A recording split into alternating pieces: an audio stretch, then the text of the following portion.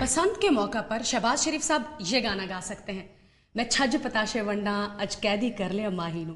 जी, senator Parvez Rashid साहब ने कहा है कि अगर गवर्नर पंजाब ने पतंगबाजी की तो उन्हें हथकड़ी लग सकती है, फिर तो वो ये गाना गा सकते हैं, अज कैदी कर ले माहीनू। सुना है शेख रशीद साहब अपनी जान बचने पर राजा परवेज अशरफ साहब को शुक्रिया का फोन करने वाले हैं, क्योंकि जब उन पर हमला हुआ तो उस वक्त लोड शेडिंग थी और अंधेरे में हमला आवर शेख रशीद के गार्ड को शेख रशीद समझकर उन्हें 27 गोलियां मारकर चले गए। खुदा शेख रशीद साहब को अपने हिफ्ज़ो अमान में रखे और राजा परवेज अशरफ साहब को भी। पॉलिटिकल सिचुएशन आजकल कितनी अजीब। हाँ जी मैडम वकील साहब आ गए हैं।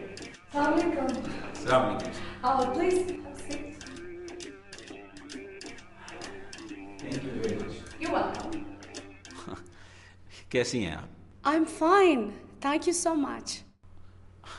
मैंने आपको टीवी पर देखा था। जी, उसकी वजह यह है कि इन्होंने अभी फिल्म में काम करना शुरू नहीं किया। हमने वैसे आपको भी टीवी पर देखा था। क्या कह रहे हो हुसैन? हाँ जी, ये सहाफियों की कुटैस लगा रहे थे, तगड़ा तगड़ा। अरे नहीं, वो मैं नहीं था।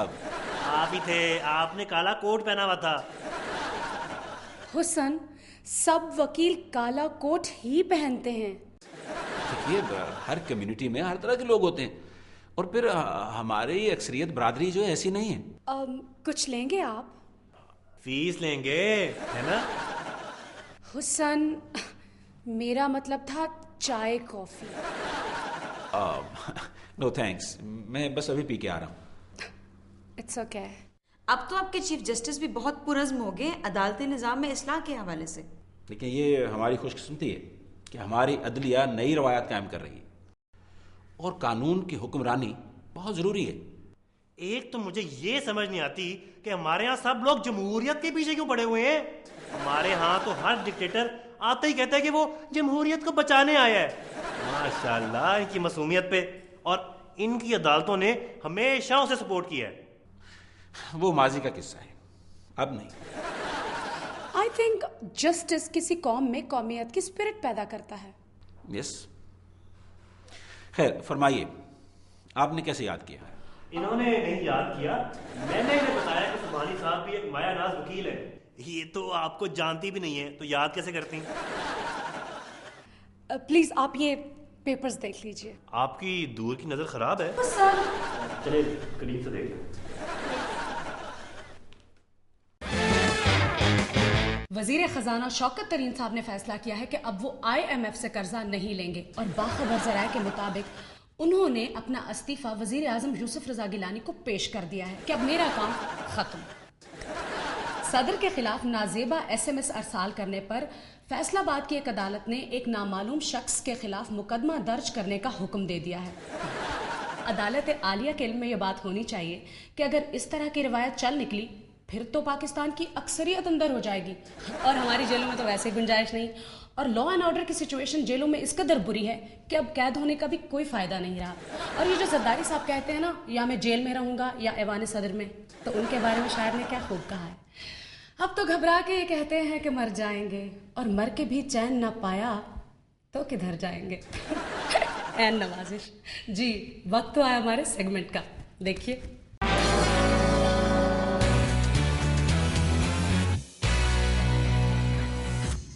जानिस, आपकी एन नवाजिश। आपको पता है जानिस, इंसान जब सबसे पहले चांद पर पहुंचा, जी हाँ डार्लिंग्स, वो आर्मस्ट्रॉन्ग ही था। जब वो चांद पर पहुंचा तो उससे पहले एक खान साहब पहुंचे हुए थे और बहुत उदास थे। तो आर्मस्ट्रॉन्ग ने पूछा, खान साहब आप यहाँ कैसे? तो वो बोला, हम यहाँ काम की तलाश में आ गया था। जानिस, अब तो हमारे हुक्मरानों ने पूरे मुल्क को ही चांद बना दिया, न बिजली न पानी न गैस। मगर हमारे आज के गेस्ट, स्पेशल गेस्ट के खान, यस डार्लिंग्स, खालिस खान साहब तशरीफ लाते हैं। खालिस खान। लरशा पड़ा खबरता, लरशा पड़ा खबरता, लरशा पड़ा खबरता, लरशा पड़ा खबरता। नवाजिश। आदाब। बैठो।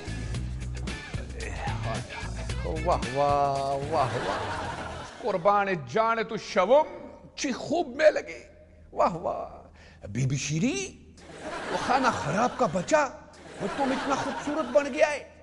वो अभी तुम हमको इधर प्रोग्राम से पहले मिलाए तो बिल्कुल सादा था, वो तुम्हारा बहन था।